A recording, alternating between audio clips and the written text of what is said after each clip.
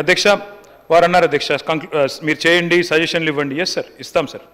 పంజాబ్ను తలదన్నే విధంగా తెలంగాణ దేశానికి ధాన్యం అమ్మే స్థితి తీసుకొచ్చిన మాట, ధాన్య గుమ్మిగా తెలంగాణను తీర్చిదిద్దిన మాట వాస్తవమా కాదా గౌరవ ఉప ముఖ్యమంత్రి గారు సభ ద్వారా ప్రజలకు చెప్పాలి. నిజంగా తెలంగాణ పంజాబ్ను హర్యానాను తలదన్ని వరి ధాన్యం ఉత్పత్తిలో ఈరోజు అగ్రభాగానికి వచ్చిన మాట వాస్తవం కాదా? నా తెలంగాణ రైతు పొలాల్లో నాట్లేయడానికి వాళ్ళ పక్క రాష్ట్రాల కూలీలు మన దగ్గరికి వలస వస్తున్న మాట వాస్తవం కాదా? అందుకే మేము అంటా ఉన్నాం అధ్యక్ష. మీరు అంటున్నారు రైతు బంధు దుర్వినియోగం, ఇప్పుడే మంత్రి గారు కూడా మాట్లాడారు. అధ్యక్ష నేను ఒక మాట అంటా అధ్యక్ష, అసలు రైతు కష్టానికి ఖరీదు కట్టే సహాయం, దానికి ఖరీదు కట్టడమే తప్ప అధ్యక్ష. శ్రీశ్రీ గారు అన్నారు, పొలాలనన్నీ హలాల దున్ని ఇలాతలంలో హేమం పిండగ కర్షక వీరుల కాయం నిండా కాలువగట్టే ధర్మజలానికి ఖరీదు కట్టే శరాబు లేడోయ్ అని శ్రీశ్రీ గారు అన్నారు అధ్యక్ష. అంటే రైతు కష్టానికి వెల కట్టలేము అనే మాట నేను వారికి చెప్తా ఉన్నా అధ్యక్ష.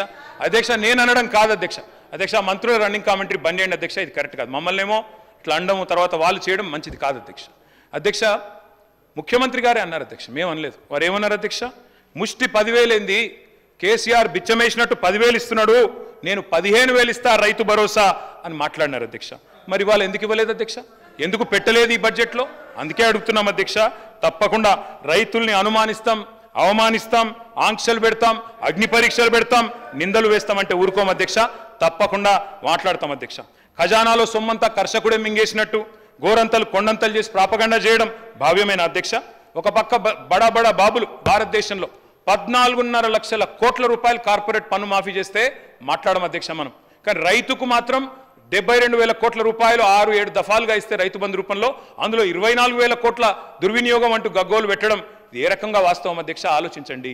ఏ రకంగా సమంజసం ఆలోచించండి అధ్యక్ష. నేను ఒక మాట అంటా ఉన్నా అధ్యక్ష, ఈసారి మరి జనరల్గా అధ్యక్ష నాట్లు పడేటప్పుడు వేస్తారు అధ్యక్ష, నాట్లు పడేటప్పుడు వేస్తారు రైతు బంధు.